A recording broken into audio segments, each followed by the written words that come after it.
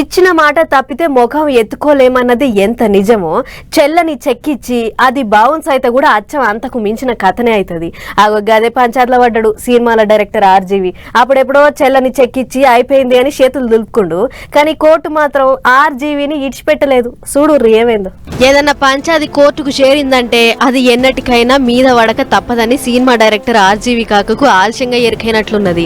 7 ఏళ్ల కింద అంటే 2018లా మహేష్ చంద్ర అనేట ఆయన పోయి ఆర్జీవి మీద కోర్టుల కేసేసిండట. ఆర్జీవి అంటోడు నాకు 2,38,000 ఇచ్చేదుండే, ఎప్పుడు ఇస్తావయ్యా అనంటే ఈగిస్తా ఆగిస్తా అని తిప్పి ఓ అరిగిపోయిన షెక్కోటి ఇచ్చిండు. తీరా చూస్తే అది ఉత్తదే అని తేలింది, బౌన్స్ అయ్యింది. జర్రగా ఆయన్ను అరుసుకొని నా పైసలు నాకు ఇప్పిర్రి సారు అని బొంబాయిలున్న అంధేరి కోర్టుల పిటిషన్ వేసిండట. ఇక ముచ్చట మీద కోర్టోళ్ళు ఏమయ్యా ఆర్జీవి నీ మీద కేసు బుక్ అయింది, జర్ర ఈసుంటొచ్చి మాట్లాడిపో అని ఎంత పిలిచినా కూడా చూస్తా సార్ వస్తా సార్ అనుడే తప్ప 7 ఏళ్ల సంధి ఒక్కసారి కూడా కోర్టుకు హాజరు పడింది లేదు.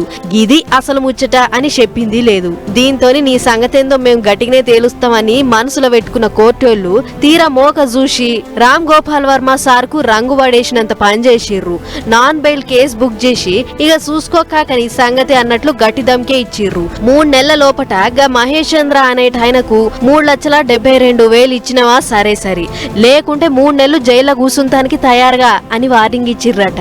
ఇక ముచ్చటేరక చేసుకున్న ఆర్జీవి ఇది ఇయాల్టి ముచ్చట కాదు పాతదే, నా లాయర్లు మాట్లాడతారు, ముచ్చట కోర్టులో ఉంది కాబట్టి నేనేం మాట్లాడొద్దు అని ట్విట్టర్ గుట్ల రాసుకొచ్చిండు.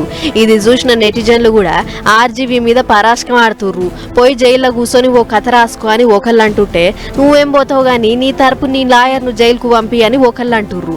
ఇక ఒకళ్ళైతే కథ రాసుకుంటానికి గిదే మంచి మోక, ఊకే జైలుకు పోక గీ కథలేంది సారు అని అడ్డం పొడుగు రాస్తుర్రు. చూడాలి మరిగా ఆర్జీవి కాక ఏం చేస్తాడో.